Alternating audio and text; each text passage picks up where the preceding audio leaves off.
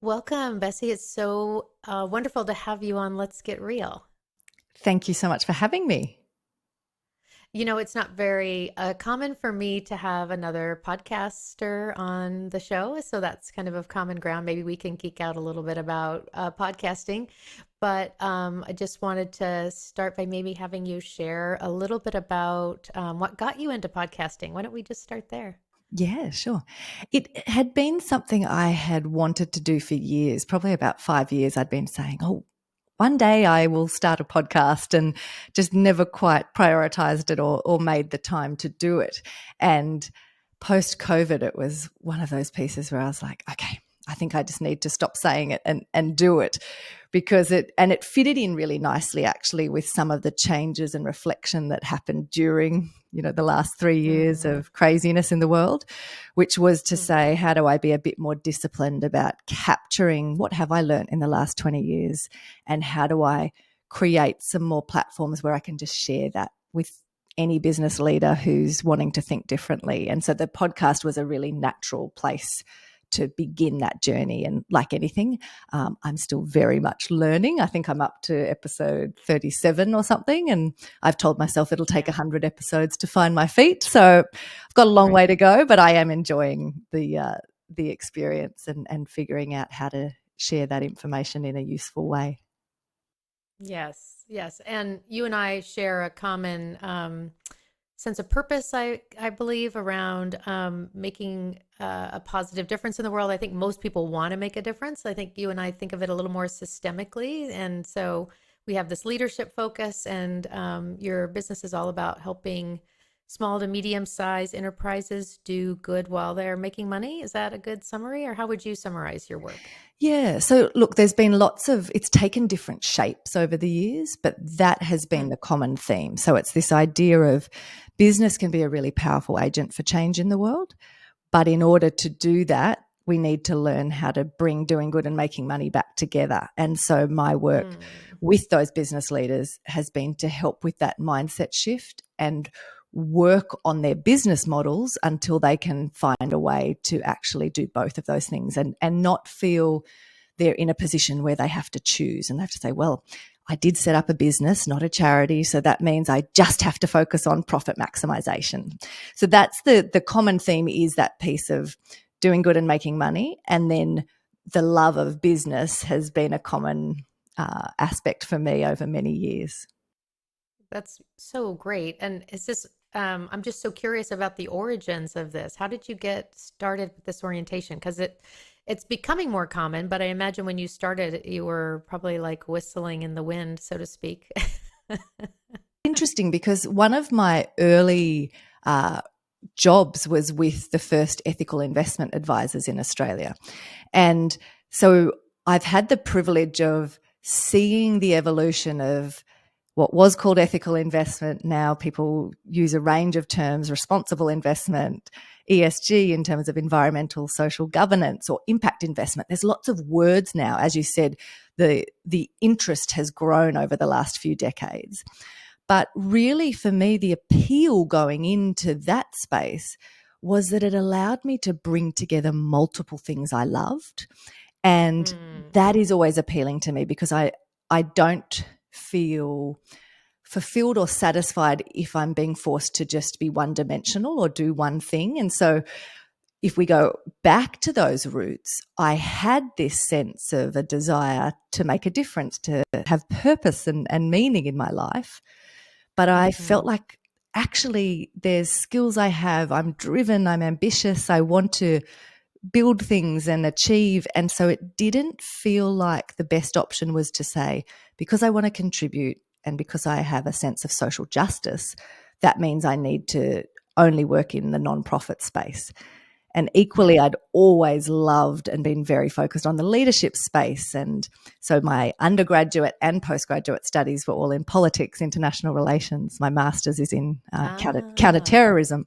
So I've loved wow.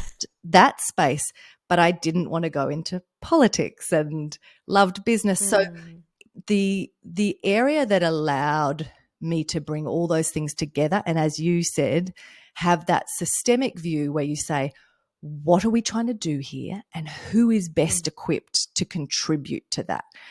For that to happen at a systemic level, no one sector, one business, one person can be the answer. And so that Yeah. led me to have a much broader approach that was trying to, draw out the brilliance of each person or organization I came across and figure out how collectively we could actually be more impactful. Beautiful, beautiful. And I'm curious, what are some of the motivations of leaders who work with you in terms of wanting to do good, or is it a side benefit of working with you, or So if I what's look historically at the last 20 years, I would say that in that time frame, the bulk of people that I was working with were actually coming at this issue from their main driver being a social or environmental one, and they lacked the mm, commercial nous to figure out a sustainable business model. So most of those ah, people in the early days, it was about them having to realize that as the granting pools and government funding and philanthropy was shrinking and being more and more competitive, they had to mm, figure out how do they sustain their organization and how do they start to have a business model that actually allowed them to do good and make money. But they were coming from that side of the equation. ah, More and more as I expanded who I was working with and in that category that you mentioned before of what we refer to as small and medium enterprises, which is in each country there's different definitions, but for an average, you're looking at businesses with up to 250 employees as a bit of a ballpark. yes, So in that right, category, I was so excited to be able to just broaden out people's sense of, well, what does it mean to do good and which organizations are doing that? Because actually, every business is having an impact. The question is it the one you wanted? Is it one you're proud of? Is it positive? Like, what does that yes, look like? And so, yes, broadening those conversations has been a big driver for me because I don't want this to be a niche little conversation that has, uh, is exclusive and leaving people out. I think this should be the way all yes. businesses are thinking. And so that expansion over time has been really fun to be part Yeah, yeah. Well, it is so timely. I do a lot of conversations on Let's Get Real about inclusion and creating cultures of inclusion. And the other piece is around, how do we have values-driven organizations? And I don't know if you saw, but Patagonia was recently again in the news. They're such a great example and role model for this, but really taking a stand for what you believe in and just the that even consumers now are okay with it and almost expecting it. They don't want this kind of wishy-washy company that doesn't actually take a stand on things. And so, and it is also really important when it comes to LGBTQIA plus rights, right? So there's so many places for companies to be good corporate citizens, if you will. And I'm usually thinking about the larger companies, but even a small to mid-sized business can attract clients, I think, and customers by having integrity around this stuff.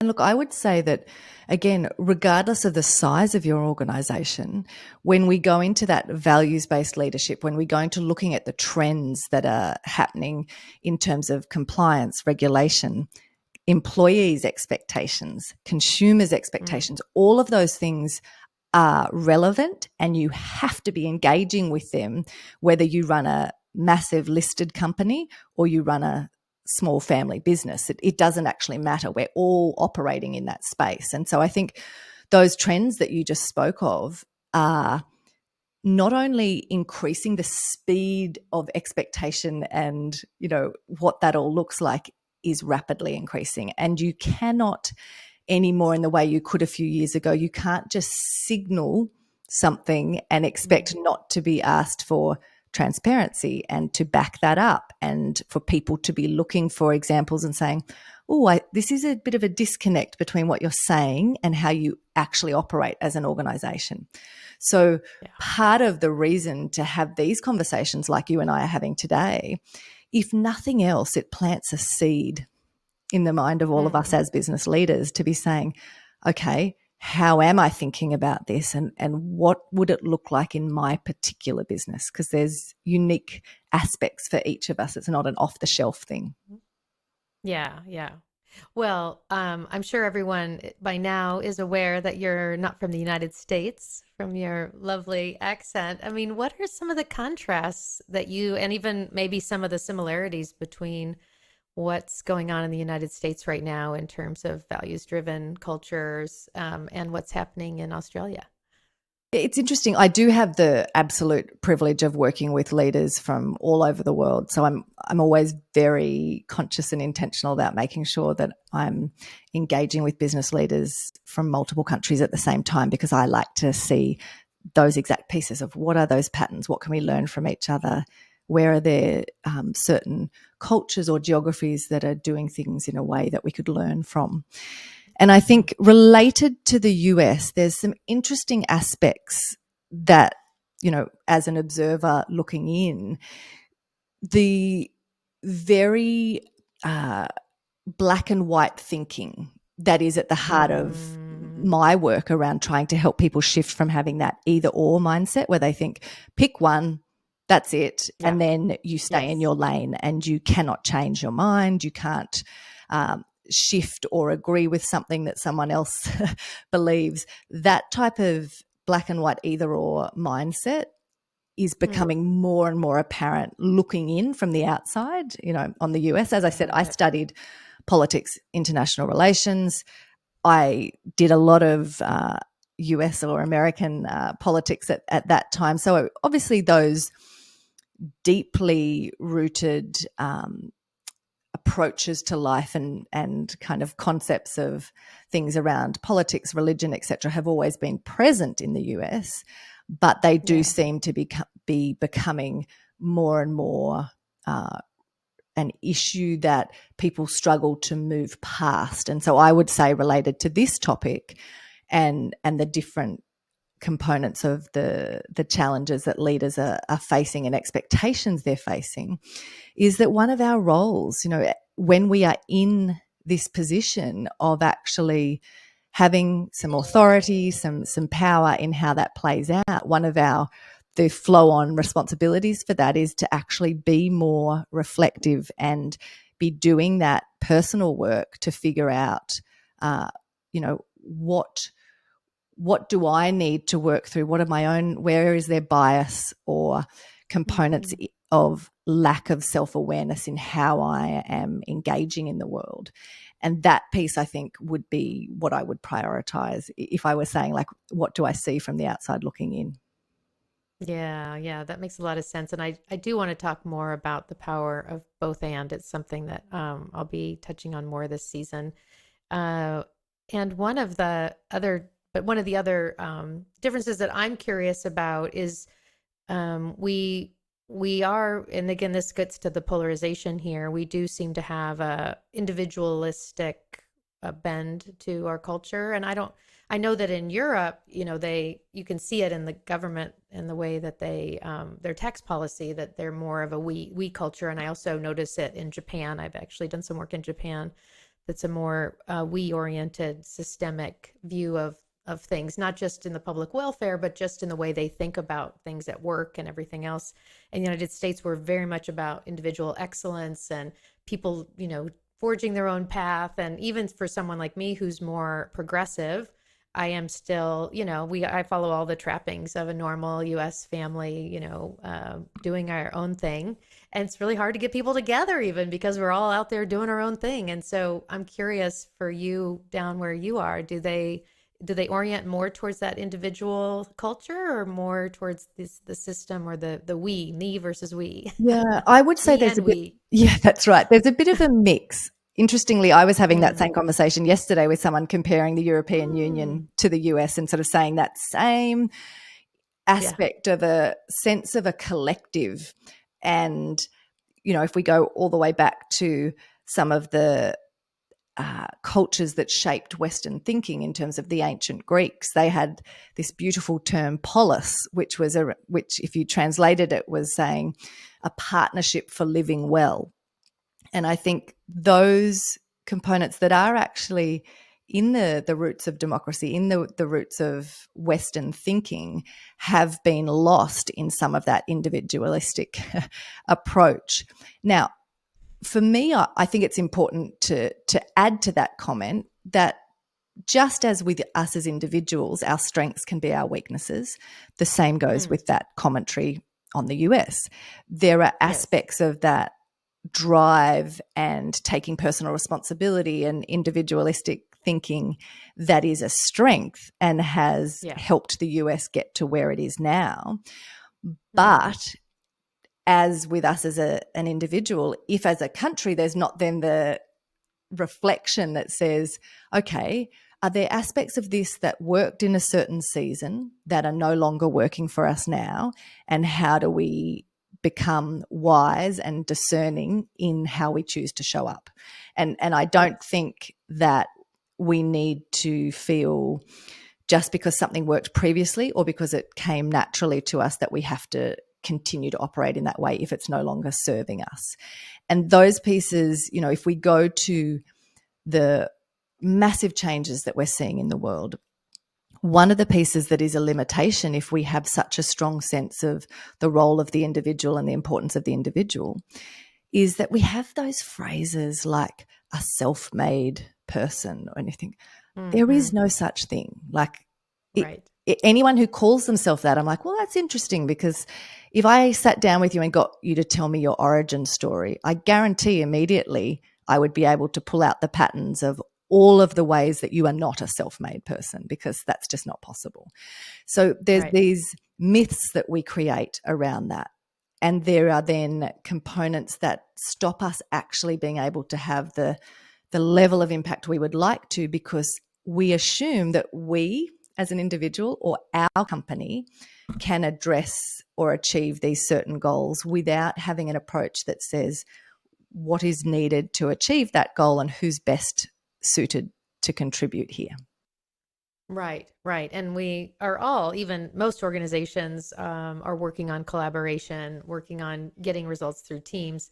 Now, it's difficult in the United States because we're still not measuring people's performance based on the team at the team level. Maybe it's hard to do it, but I tend to think that that would actually be one of the ways to get there the fastest, is if we actually not just evaluated the individual, but maybe even gave team bonuses. What would that be like, right? Yeah. It And would and be you're a right. There wonderful are thing. companies that do that, and there's certainly research that shows in which situation that works and when it doesn't.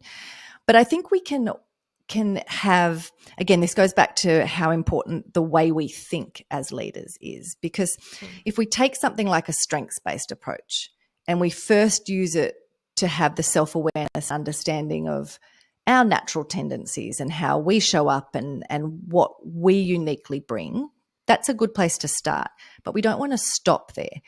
What you want to then mhm. do related to those aspects of your team or your broader organization is to say, okay, now that I understand my own strengths, how do I make sure I understand the strengths of others so that I'm creating a platform for their brilliance to shine? Because if we do that, it will have the flow on effects of the team, the company achieving more of the goals, hitting them faster, because Mhm. we'll have everyone operating in that space where they are in flow and they're bringing their best. So I think it is just a second step of self-awareness is then now I want to create that platform for others. Yeah, yeah. Well, you're both passionate and knowledgeable about this stuff. I love it. I'd love for people to get a better understanding of the power of both and. It's a phrase that we know as people who help leaders. I don't know that people are always aware. I don't know. Even myself, I can catch myself in what we call either or thinking. Like we can have one thing, but we can't have the other. And my experience of that is through polarity management, polarity thinking with Barry Johnson. Is that where you're drawing on for your both and, or tell me?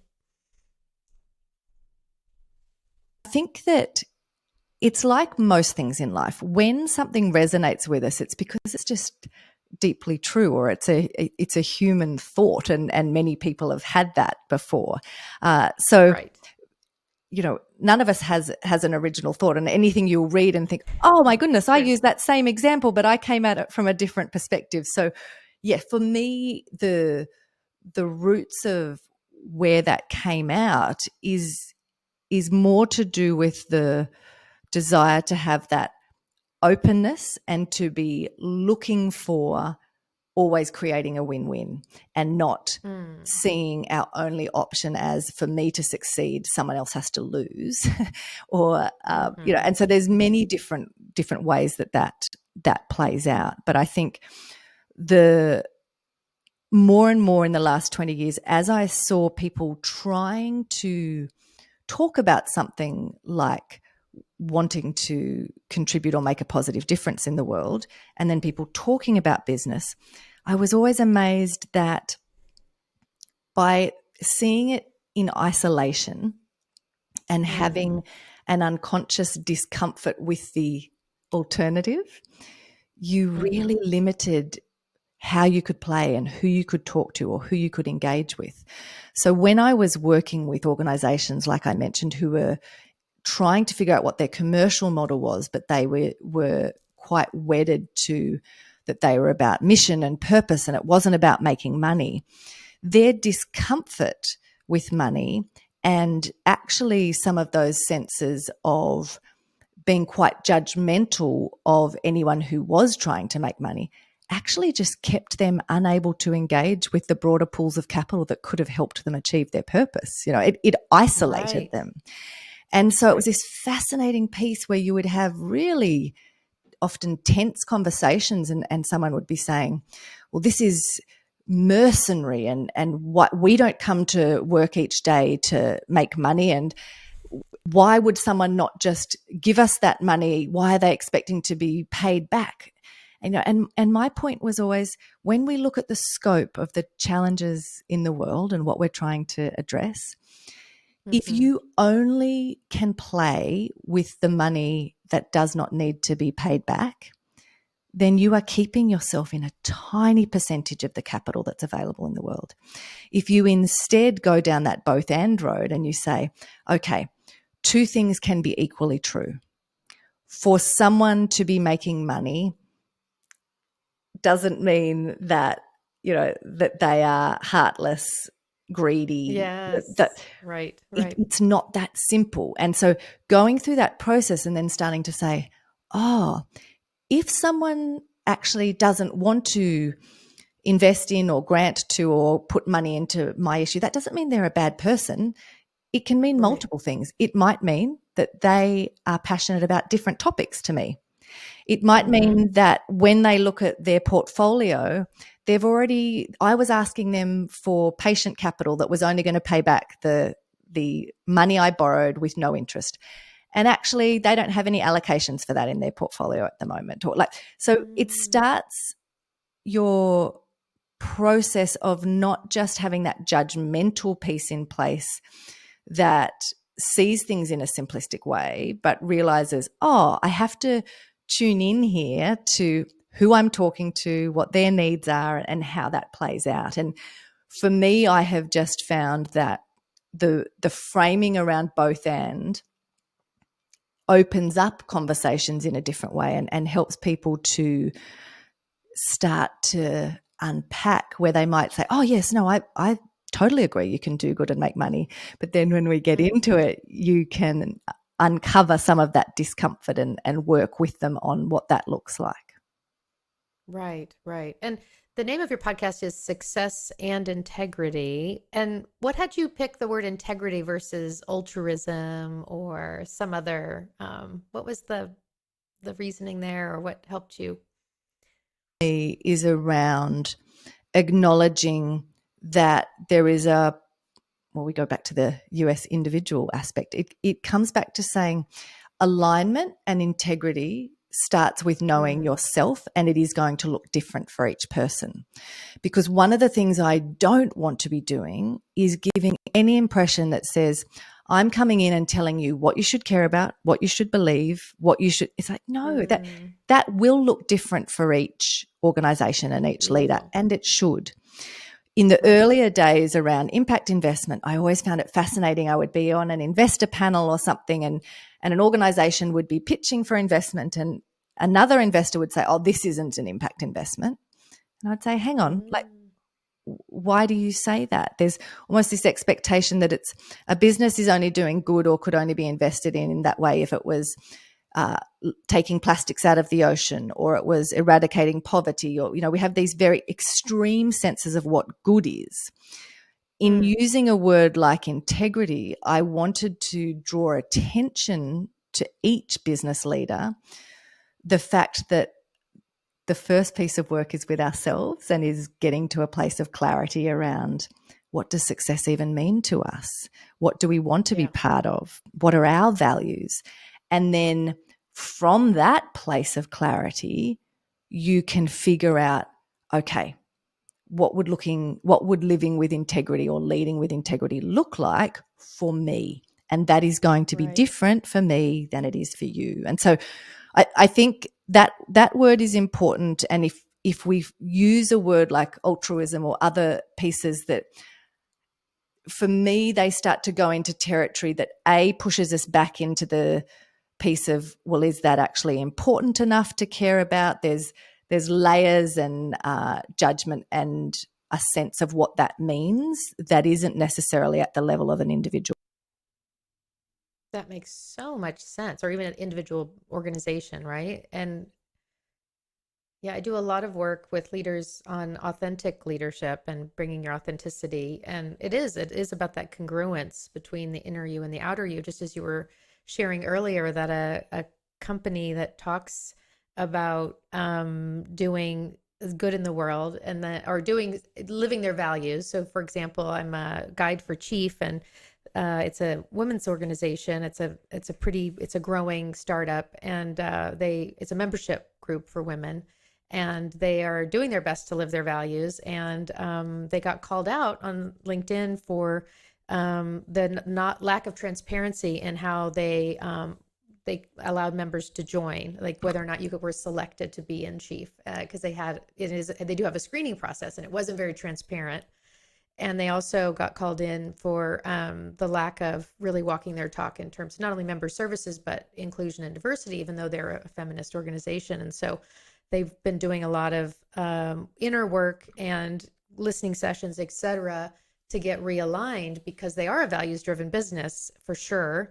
And it's so easy when you're in growth mode to forget about some of the things that you are, espousing to. And they're very good operationally. And I think sometimes they were just operating without as much care and thought as they needed to be. And now they're really being thoughtful about next steps, I believe. So, Example too of one of those consequences of not becoming more conscious of the both and piece, because in our busyness, or as you said, if we're in a rapid growth phase or there's other demands and pieces coming into the mix, if we fall back into that one-dimensional piece of like, what is our priority now? Growth, or we need to hit this revenue target because unless we have X amount of months of runway, the board has said we're in trouble, so when we go into that piece, both and for me is the piece that catches you, where you go, oh, I'm being very one-dimensional here. Like I've lost the broader piece, and so it can be a prompt to have those reflections. And as you said, we're all human. As leaders of organizations, we do need to be a bit gracious on each other and realize that no one is going to get it right all of the time. But part of the piece that comes back to our role and that act of both self-awareness, reflection, all of those components, is to say, how do you model and hold yourself accountable for admitting when you're wrong, because you will be wrong, and mm, then doing the work to figure out, okay, what is this going to look like moving forward? well said. Yeah. Yeah. We need to unlearn this perfection obsession we've had, which is also kind of an element of white supremacy, is just this need to have it be just exactly a certain way. And yeah, and part of it is I myself can embarrass easily if I'm not doing exactly what I'm supposed to be when I'm facilitating a group. But being able to apologize, being able to take a step back, being able to slow things down is a really important skill set, not just for facilitators, but for leaders and people inside organizations. So To leaders, that one of the examples that I think can help us relax into that when it doesn't feel natural is if I think of how that plays out when I'm an investor, if someone is pitching their organization to me or wants me to invest, and before I can point it out, they point out, here are the gaps in our business model currently. We don't actually know yet how we're going to solve that, but we're aware of it. Mm. And here are the ways we're mitigating to the extent that we're able to currently. And our plan is that over the next 3 years, we need to address that in these ways, right? If someone anticipates that and tells me, I'm far less critical because I'm saying, great, you are demonstrating Mm. to me that you are aware of the gap. So I'm not going to Yeah. spend my whole response now trying to make sure you're conscious that that's a gap. Instead, we can have a totally different conversation. And I think that that is no different if we go to Mm. a situation as a leader of an organization or someone facilitating a session. We don't have to have all the answers, but we do have to have thought about it in advance and be able to then have the the vulnerability and the comfort to stand in your own space and know I still add value in this conversation. I know what I bring, but I'm also not going to pretend to have answers that I don't have because that will backfire. Yes, yes, that makes so much sense. I'm really curious, what if you had a magic wand and could have things be work out just the way you think they need to 5 years from now, what would be happening in business? What would be happening in the social impact space? What would you like to see? It would probably be far too overly ambitious for this to be my goal in 5 years, but I'm overly ambitious. So let's just run with dream scenario. We've got the magic wand. I would Excellent. actually love for us to not even be using terms or phrases like social enterprise or impact investment or talking about these things in ways that makes it separate to mainstream Mm. investment or mainstream business. Because the desire that I have and the reason why I do my work is to see the way we run businesses, full stop, to change, the way we Mm. invest, Mm. full stop, to change. And so that piece would be that over that time period, there had been enough of this shift that started to realize, it's not just a nice thing to do. It's actually not soft or a marketing exercise. It's not token tick a box.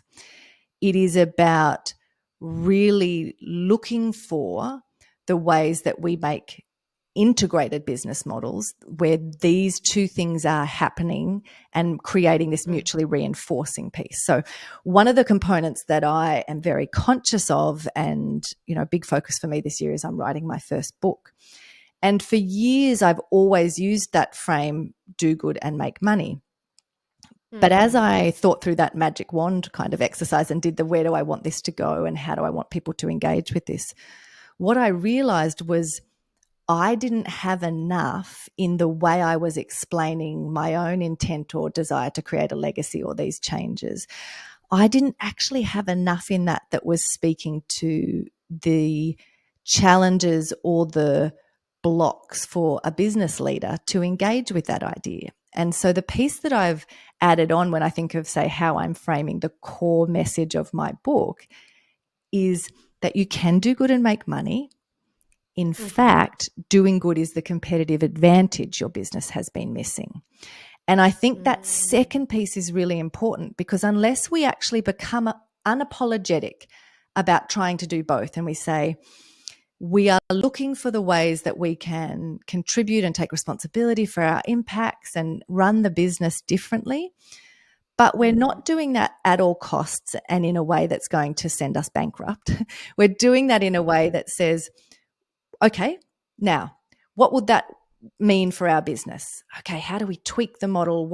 We do the design work to land at that ultimate win-win where it's Mm. achieving both things. That is the place I would love to see us in a few years' time, that was more commonplace and that we weren't going, well, I'm a business, not a social enterprise or not a charity and vice versa, that it was just the way we did business.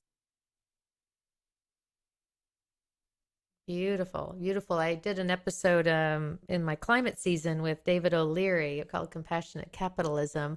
It sounds somewhat similar to that. And I'm very curious about how we get some of those bigger levers around, the VCs, the investment, even the way we measure value in companies, especially the bigger companies. How do we integrate this stuff? It's a big issue. It's going to take a lot of people who want this to happen, but I love the vision. Yeah. Well, and you know what? I actually think that there are more examples and more write ups available if you're a big company than there are if you're in Mm, the smaller or medium size.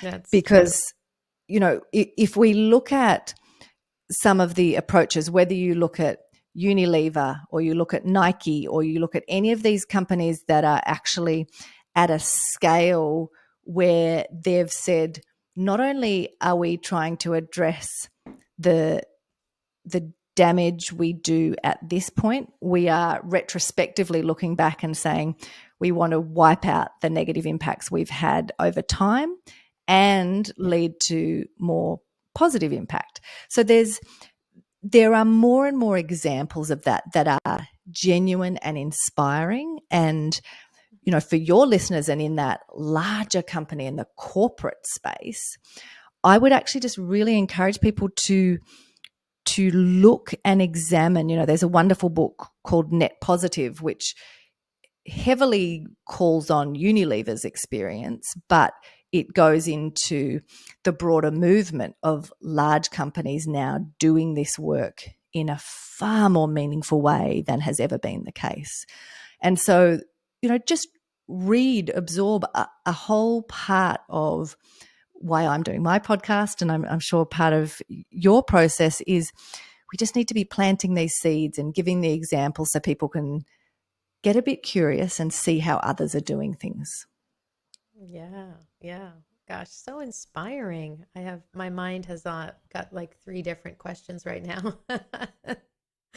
But I love um, I don't know. I do think I've been thinking more and more, and this isn't my original idea, that there's lots of research that supports that as the human systems evolve, it really is a spiral.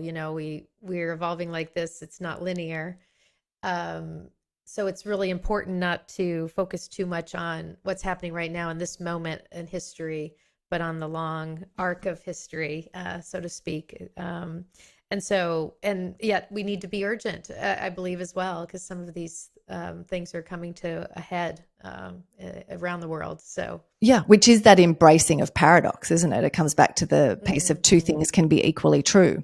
And how do you hold those pieces and honor the fact that they are both true, but have then the discernment and wisdom as a leader to go, in this moment, we are actually going to move really fast on this particular piece, but on these other big systemic challenges, while we will face criticism, we're actually mapping out a 2-decade plan of how we will change over time to get there. And we will stick to that and explain it and stand by it. But we are not going to act as if it's simple when it's actually incredibly complex. So I think we have to hold both of those places. And it comes back to the piece I use the example around when someone's pitching for investment. When you have actually done the thinking, you can stand confidently, even in the face of criticism, in a way that you can't. If someone asks a question that you have not thought about, Hmm. you don't have the same ability to be confident in engaging with that and going, yeah, we did actually ask that question. And here were the 3 reasons why we didn't proceed. Because for our Yeah. business, it plays out in this way. And when we looked at our supply chain, we realized we would have more negative environmental impacts if we made that one change than if we took the next 5 years to do the research and actually address all 3 of the leverage points within that supply chain. So it's the thinking is important because it gives you then the confidence to stand by your decisions of how you are Mm. planning to create change. Got it. Got it. Yeah, that reminds me. Well, first of all, there's a quote on my signature that I just love by Bayo Akomolafe. Times are urgent. Let us slow down. The paradox is in that, right? But you're also, as we kind of move towards the end of our conversation, I want to just wrestle with one thing with you, and that is, I don't know what's going on for you where you live, but in the United States, there is increasing tension around what is the responsibility of business, and if we are a values driven, if you are a values driven company. So, for example, we've had recent cases go to court around people who don't want to serve certain people, like gay. They don't want to do gay weddings, or that's one example. The gay baker doesn't want. I mean, a baker who has faith based business relatively doesn't want to do a gay wedding, doesn't want to do the cake for a gay wedding. Like what? Where do we where do we draw the line on how much a company gets to shape who it serves and who it does business with? I guess that's a bigger question. I mean, it's a massive question. And I think part of it comes down to I grew up always hearing the phrase that to whom much is given, much is expected, or this aspect of making sure you are conscious that with rights come responsibilities. And so, Mm-hmm. my sense, while I have a very different view on something like the baker who doesn't want to serve a gay person, while that does not align with what I believe, the reality is there are going to be people who believe different things to me. What has to be acknowledged by someone who has those views and wants the freedom to play that out in their business is to say, Yes. no worries, but you need to accept that with the right to have that opinion are the responsibilities that come with, okay, you will shrink or limit the types of people who will be willing to engage with you. Right. You operate within a system. So even if we want to go right back to a biblical setting, even in the Bible, it talked about the aspect of, give to Caesar what's owed to Caesar, the aspect of you work Mm-hmm. and operate within a country where there are rules Right. and laws that are different to what you may necessarily believe. And so Mm-hmm. no one is operating in isolation, which again comes Mm-hmm. back to that individualistic thing of what are the contexts you operate in. So the realities for business leaders are that there are more and more aspects of compliance and regulation that bring external pressure to you. Those views of consumers and your own employees that will put pressure on you. Mm-hmm. So you have to stand in a space that owns what your beliefs or values are and then is willing to take what comes with that. So if that means that a bunch of people who you would love to work for you are not willing to, that's your decision Yeah. of whether you stick to that or not. And so I think it does come back to that piece of everyone is driven by and cares about different things. I personally think when we take this broader approach of both and if we Mm-hmm. start to think about what are the flow-on impacts of my behavior, then I would hope that someone who then realized what the consequences of their behavior might be, they may not change their opinion and they may not still want to serve someone who has different views to them, but it could at least make them more conscious of, I actually don't want to speak in a hateful way. And I don't want to be putting Mm-hmm. myself in a position where I'm encouraging violence against people who have these different views. So it's Absolutely. just thinking Absolutely. about, and this I think is probably helpful just as we're sort of wrapping up, it's the aspects of saying, rather than just having these intellectual views or values or pieces that are disconnected from behavior, how do we Mm-hmm. start to say, I am looking at and taking responsibility for the things I have decision-making rights over and influence over? They are Mm-hmm. the pieces where we should be starting as business leaders and then saying, okay, I did make that decision and it's having these flow on effects. If I'm comfortable that I Mm-hmm. am, creating a space in my local community where now gay people are being beaten up and are in danger, am I Mm-hmm. okay with that? Because the connection is there. So those pieces Yes. are where I think it helps it become very practical very quickly and say, there Mhm. is no disconnection between the decisions we're making in our business and their flow on effects. So let's just be conscious of it and then, operate from that place. Well, I appreciate your matter of factness about it. And there's so many emotions sometimes with some of these things, but I think that is the leaning into the profitability side, right? And not ignoring that. And also the what is ethically, what's the impact you're having by the choice you're making that goes beyond that choice, which I'm really appreciating. So yeah, yeah. Absolutely, absolutely. And we've got a lot of those little dramas playing out in the United States right now, whether we're talking about the the governor of Florida and Disney World, Disney, the company, but so we're all learning as we go here. So, and it's been, speaking of learning, I've learned a ton from speaking with you. I know our listener community will really enjoy this conversation, Bessie. I'm so grateful that you were willing to come on the show and that we could have this conversation. And I'll put the link to your podcast in the show notes.